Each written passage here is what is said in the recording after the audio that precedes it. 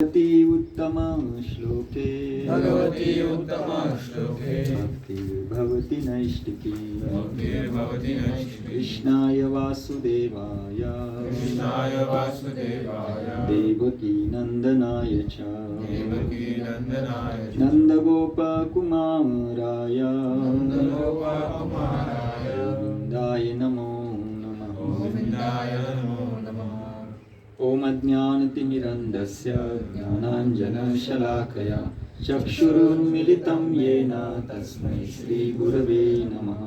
श्रीचैतन्यमनोभीष्टं स्थापितं येन भूतले स्वयं रूप कदा मह्यं ददाति स्वपदान्तिकं।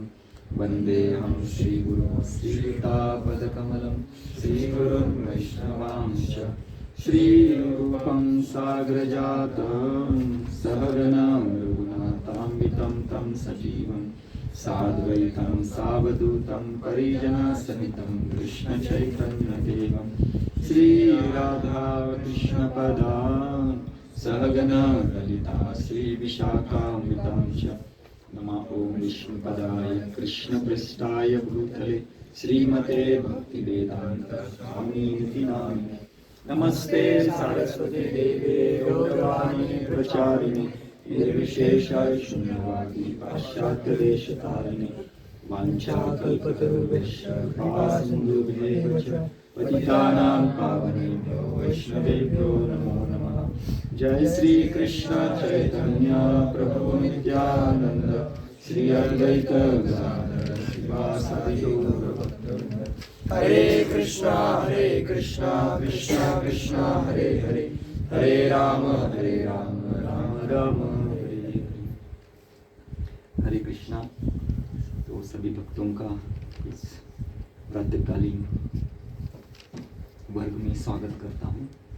पहले तो मैं आप सबको धन्यवाद देता हूँ कि आप सबकी उपस्थिति के कारण मुझे यहाँ पे एक सुअवसर प्राप्त होता है कि जो मुझे कुछ पता है, जो मैंने वरिष्ठों से, गुरुवर्य से, गुरुजनों से और शास्त्रों से जो कुछ मैंने सीखा है और उसको अपने जीवन में अपना रहा हूँ और उसको आपके सामने में प्रस्तुत करने का प्रयास कर रहा हूँ। तो अगर आप नहीं होते तो किसको बताऊंगा? तो इसलिए एक मेरा सौभाग्य है कि आपके बीच में मेरे कुछ विचारों को आपके सामने प्रस्तुत करने का मैं प्रयास कर रहा हूँ। अब इसमें से कुछ विचार आपको समझ में आएंगे, नहीं आएंगे, मुझे पता नहीं।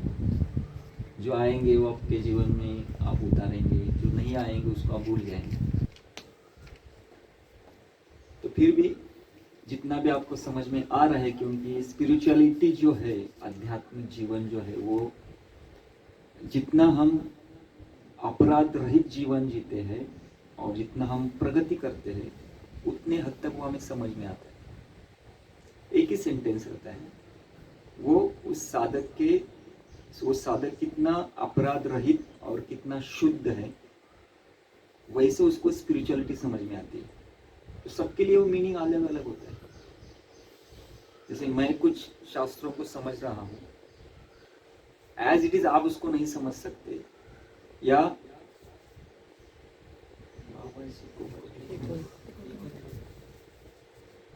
जो शुद्ध भक्त है, जैसे कोई एक शुद्ध भक्त है, वो जैसे समझते हैं वैसे मैं भी नहीं समझ सकता। अभी मैं यहाँ पे मेरे कुछ जो अनुभव है, जो मुझे कुछ समझ में आ रहा है, जिसको मैं प्रैक्टिस कर रहा हूँ, मैंने पढ़ा है, उसको समझा है, जीवन में उतारा है, और जो कुछ मैं समझ रहा हूँ उतने हद तक मैं आपको बताऊंगा। और उसमें भी आपकी शुद्धता कितनी, उतने हद तक आप उसको समझ सकते हो। ये है स्पिरिचुअलिटी। इसका कोई अंत नहीं है, कोई अंत नहीं है। इसका ना आदि है ना अंत है, ये सिर्फ चलता रहता है। इसलिए प्रभुपाद जी ने कहा था कि what is the goal of life? Goal of life is chanting. वो तो हम अभी कर रहे हैं। तो प्राप्ति की क्या है? मतलब हमने तो उसको प्राप्त किया है, लेकिन वो प्राप्त किया मतलब चैंटिंग, मतलब इट डज नॉट एंड। उसका एंड ही नहीं है। मतलब आप अगर बोले कि जप का या कीर्तन का अंत क्या है, वो अंत ही नहीं है, वो चलता रहेगा। वो चलता रहेगा इसलिए बोले कीर्तनीय सदा हरि। तो इसलिए आप नाराज मत हो जाइए, जो भी कुछ मैं आपको बताऊंगा आपको समझ में आया उसको स्वीकार कीजिए, नहीं आया बाद में पूछिए, या किसी आपके जो भी गुरुजन है उनको पूछिए, या आपको किसका संग अच्छा लगता है उनसे पूछिए। लेकिन मेरा कहना यह है कि बस स्पिरिचुअलिटी को आपके जीवन में उतारिए, क्योंकि ये हमारे जीवन का सबसे महत्वपूर्ण ये कार्य है। क्योंकि हम इस भौतिक जगत में आए हैं, भेजा गया है हमें कुछ कारणवश, और हम चाहते हैं कि उससे हमें आध्यात्मिक जगत में जाने का हम प्रयास कर रहे हैं। तो ये तभी हो सकता है जब हम इस आध्यात्मिक जीवन को हम अच्छी तरह से उतार सकते हैं तभी। तो आध्यात्मिक जीवन सिर्फ सुनने के लिए नहीं है, जो भी हम सुनते, जैसे आप सीमंतो या सो आप कॉलेज में पढ़ाई कर रहे हैं, okay, so you are there only for hearing और एप्लीकेशन। हाँ, so first hearing and then application. If only you are hearing, so can you get the degree? No. No. Similarly, वैसा ही है। तो कुछ ना कुछ तो आपको मिलेगा, सुनने से कुछ ना कुछ तो मिलेगा। वैसे यहाँ भी कुछ ना कुछ तो मिलेगा, उसको सुकृति कहा जाता है। और आध्यात्मिक जीवन का जो विज्ञान है इतना बड़ा, इतना वास्ट है ना, कि पूरा जन्म भी चला जाएगा ना तो हम समझ नहीं सकते उसको। आध्यात्मिक जीवन सिर्फ कृपा के ऊपर चलता है, सिर्फ कृपा के ऊपर चलता है। एक बार शंकराचार्य के एक शिष्य थे, उसका नाम था तोटक। उनका नाम अलग था लेकिन बाद में उनको दे दिया। वो बहुत ही इलिटरेट समझते हैं, उनको कुछ आता नहीं था। और वो अपने गुरु मतलब शंकराचार्य जी का क्या सेवा करते, कपड़े धोना, मिनियन से कपड़े धोना, ये करना। लेकिन शंकराचार्य जी का उनके ऊपर बहुत ही विश्वास और प्रेम था। देखो, एक गुरु का एक शिष्य ऊपर अगर प्रेम आता है, प्रेम मतलब स्नेह, तो जरूर नहीं कि किसी शिष्य को पूरे सिद्धांत को निपुण होना है, पढ़ना है। गुरु उनके ऊपर वो दे सकते हो। वो वही होगा जब एक क्लास में, जब इस सभी साधुओं को, सभी ब्रह्मचारियों को क्लास दे रहे थे वहां पे अपने शिष्यों को, टोटक किए रहे बोले, तो सभी जो बाकी के जो भक्त थे वो बोले वो गया होगा कहाँ कपड़ा धोने, ऐसे बोले। मतलब दे आर निग्लेक्टिंग।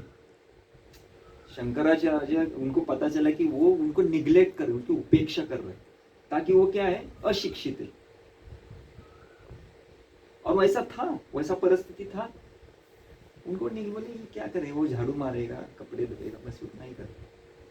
उसको क्या आता है, वो उनको क्लास से क्या सुनेगा वो। उनका इनर मीनिंग ये था। और शंकराचार्य उन्होंने इसको बहुत ही सुंदर रूप से बोले, क्या ऐसा है क्या, ठीक है। तो उन्होंने ध्यान किया और ध्यान से उनको बुलाया, इसको तोटक को। और वो कपड़ा धो रहा था नदी के ऊपर। उनको पता चला कि गुरु को कुछ तो चाहिए, ऐसा उनको फील हुआ। उधर ही वो छोड़ दिया और भागते भागते आ गए तो क्लास में आ गए। बोले, यस गुरुवर्य, आपने मुझे बुलाया। तो बोले हाँ। तोटक नाम का एक मतलब एक ऐसा एक सिद्धांत है जो किसी को नहीं आता है। मतलब कितने भी आप शिक्षा ले लो, कितना भी आप वेद का अध्ययन करो, वो तोटक नाम का एक ऐसा एक सिद्धांत है किसी को समझ में नहीं आता है। वो एक ही व्यक्ति समझ सकता है जो शुद्ध है, भक्त है, और जिसको भगवान की असीम कृपा प्राप्त हुई, वही समझ सकता है, बाकी कोई नहीं। और पढ़ाई करने से वो मिलता नहीं। तो उन्होंने सीधा बोले कि उनका नाम अलग था, बोले कि आप ये सिद्धांत बोलो। उन्होंने ऐसा बोलना चालू कर दिया, सब लोग है क्या चल रहा है। तो शंकराचार्य जी ने क्या किया, उनके ऊपर अपनी पूरी असीम कृपा दे दी। और ये मतलब एक भोला भाला कपड़े धोने वाला, स्वीपिंग झाड़ू मारने वाला, ये ऐसा सुंदर वो सिद्धांत बोलने लगा। तो वो सिद्धांत था तोटक, इसलिए उसका नाम तोटकाचार्य रख दिया। वो कैसे हुआ? पढ़ाई से नहीं, सिर्फ गुरु से स्नेह, मतलब गुरु की जो सेवा है वो अगर व्यक्ति प्रामाणिक रूप से करता है तो गुरु क्या करते हैं? दिव्य ज्ञान हृदय प्रकाश, वो अपने आप आता है। वो पढ़ाई से बिल्कुल नहीं आता। इसका मतलब पढ़ाई नहीं करना है क्या? ऐसा नहीं है, क्योंकि हम इतना सरल नहीं है जैसे तोटक था। हम इतने सरल नहीं है, इसलिए हमें वो सिद्धांतों को पढ़ना सुनना पड़ता है। हम सरल नहीं है, सरलता समझते हैं? हाँ, परम पूज्य राधानंद स्वामी महाराज जी को प्रश्न पूछा था कि व्हाट इज सरलता, व्हाट इज सिंप्लिसिटी? तो बोले कि प्रभुपाद कहते हैं simplicity means no duplicity, simple, जिसमें कोई दाम्भिकता नहीं है, जो है वो है। प्रभु जी मैं हूँ, ऐसा हूँ, उसमें कोई दिखावा कर, मतलब दिखावटी कोई ये नहीं, जो है वो है, उसको सिंप्लिसिटी कहते हैं। ये बेसिक है और इसको ही इनोसेंट कहा जाता है, निरागसता। और भक्ति में सबसे महत्वपूर्ण ये है, जब हम भक्ति की शुरुआत करेंगे ना, तो जब तक हम इनोसेंट नहीं, इनोसेंट मतलब वो व्यक्ति इतना विश्वास रखता है उस व्यक्ति के ऊपर कि वो जो कुछ भी बोलेगा वो स्वीकार करेगा, जो कुछ भी। इसलिए ऐसा व्यक्ति जब गलत व्यक्ति का संग करता है उसका हरि बोल हो जाता है। समझते? निरागसता मतलब वो होशियार नहीं है, वो बुद्धिमान नहीं है, वो उसका विश्वास इतना है उस व्यक्ति के ऊपर कि वो बोलेगा वही करेगा वो। अगर गलत व्यक्ति के हाथ में, अगर उसने मतलब गलत व्यक्ति की शरणागति उसमें ली, तो फिर वो, क्योंकि उसका संग ही गलत व्यक्ति के साथ है, तो फिर वो प्रगति नहीं करेगा। इसलिए भी महत्वपूर्ण। और भौतिक जगत में दिखावा करने वाले लोग बहुत हैं। हमें हमेशा खुद को चेक करना है कि मैं दिखावा कर रहा हूं या सही में कुछ करके हरि गुरु वैष्णव को तृप्त करने का मैं प्रयास कर रहा हूं। ये बहुत महत्वपूर्ण है, क्योंकि यहाँ से हमारा डिवोशनल सर्विस की शुरुआत होती है। और डिवोशनल सर्विस को प्रभुपाद जी कहते हैं इट्स अ ग्रेजुअल प्रोसेस। ये ऐसा नहीं कि आज आप यहाँ पे कल से आप शुद्ध होके यहाँ से जाओगे, प्रभु जी हरे कृष्णा बाय अबे हम शुद्ध हो गए। ऐसा नहीं है, it's a very gradual process. और ये सिर्फ कृपा के ऊपर चलता है। और कृपा व्यक्ति को तभी मिलती है, कृपा के लिए दो चीजें बहुत महत्वपूर्ण है। वह है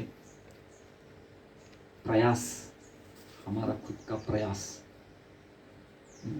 और उस प्रयास के द्वारा कितना हद तक हम हरि गुरु वैष्णव को संतुष्ट करते, उसको कहते हैं आशीर्वाद। समझे? कृपा उससे मिलती है। दो चीज, एक है हमारा प्रयास प्रामाणिक, जैसे दाम्भिकता से नहीं, प्रामाणिक जो भी है हम प्रयास करेंगे, और उस प्रयास के द्वारा हम हरि गुरु और वैष्णव इनको जितना हद तक हम तृप्त करेंगे, उनको संतुष्ट करेंगे, और उनका जब आशीर्वाद आएगा, वो आशीर्वाद ही उसको कृपा कहते हैं। आशीर्वाद को अगर हम व्याख्या करेंगे कि spontaneous vibration coming from heart, तो उसमें शाप भी हो सकता है, वो भी स्पॉन्टेनियस आता है ना। तो वो जो स्पॉन्टेनियस वाइब्रेशन अपने हृदय से, दूसरे के हरि गुरु वैष्णव के हृदय से आते हैं, वो अगर अच्छे हैं, इसको आशीर्वाद मिल गया। अगर वो अच्छे नहीं है तो उसको शाप मिल गया।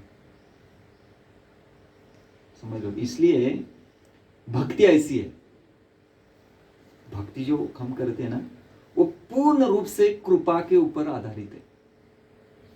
हमारा भक्ति अगर चल रहा है तो मेरे ऊपर कुछ तो कृपा चल रहा है। जिस दिन वो कृपा हट जाएगा, मैं भक्ति नहीं कर सकता। बाकी जो भौतिक जीवन है ना, वो पूर्ण रूप से हमारे प्रयास के ऊपर आधारित। इसलिए हम कल पिछली बार हम चर्चा कर रहे थे स्किल जो स्किल्स है उसको कला कहते हैं। वो कला, प्रैक्टिस मेक्स मैन परफेक्ट।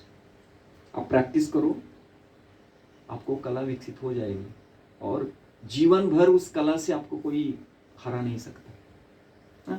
आपके कला के ऊपर कोई कलाकार और एक आ सकता है, लेकिन वो कला आपसे कोई छीन नहीं सकता। आपसे एक्सपर्ट आएगा, लेकिन जो कला आपको मिली वो आपसे कोई छीन नहीं सकता। समझ रहे?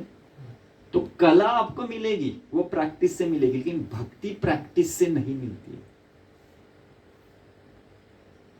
आध्यात्मिक जीवन जो हमें जीना है वो प्रैक्टिस से नहीं मिलता है, वो सिर्फ कृपा के ऊपर आधारित है। और कृपा दो चीजों से मिलती है, एक है प्रयास। अभी कहाँ कहाँ प्रयास करना है यही हमारा डिस्कशन है, और ये डिस्कशन, ये विज्ञान है, ये बहुत दिन चलेगा। ऐसा भी हो सकता है कि एक लाइफ जाएगा हमारा और अगली लाइफ में उसको हम पालन करेंगे, हो सकता है, या इसी लाइफ में हम, देखो डिपेंड करता है कि जो हम सुनेंगे उसको हम कितना हद तक उसको स्वीकार कर रहे हैं और उसको एप्लीकेशन में ला रहे हैं। क्योंकि सुनना एक बात है, एप्लीकेशन एक दूसरा बात है। ठीक है, तो प्रॉपर सोर्स से सुनना बहुत जरूरी है। गलत सोर्स से अगर सुनते हैं तो फिर हमें देर लगती है, लेकिन प्रॉपर सोर्स से अगर हम सुनते हैं तो हमें एप्लीकेशन करते समय वो अनुभव आने लगता है। समझ रहे? इसका मतलब ये नहीं कि मैं प्रॉपर हूँ बाकी इम्प्रॉपर है, ऐसा नहीं बोल रहा हूँ मैं। प्रॉपर सोर्स मतलब अधिकृतता बहुत जरूरी है। तो शास्त्र प्रमाण होना चाहिए। जब भी हम कुछ सुनते हैं उसका शास्त्र प्रमाण, मैंने ऐसा सुना है, उन्होंने ऐसा बोला था, ये अध्यात्म में नहीं चलता है। शास्त्र प्रमाण बहुत जरूरी है। तो शास्त्र प्रमाण हमें सिखाता है कि क्या सही और क्या गलत है। इसलिए प्रॉपर सोर्स से सुनना बहुत जरूरी है। इसलिए हमारे जिज्ञासा होनी चाहिए कि प्रभु जी ये जो आप बता रहे हैं ना, ये कहाँ से है। ये जिज्ञासा होनी चाहिए। ऐसा अगर स्टूडेंट क्लास में रहेंगे ना, तो जो भी कोई पढ़ाता है ना उसको अरे बाबा यहाँ पे तो पढ़ाई करके आना चाहिए। नहीं तो कोई भी आएगा यहाँ पे कुछ भी बोल के जाएगा, बोलेगा हाँ हाँ, रात बोले प्रभु जी हरी बोल, वाह वाह वाह।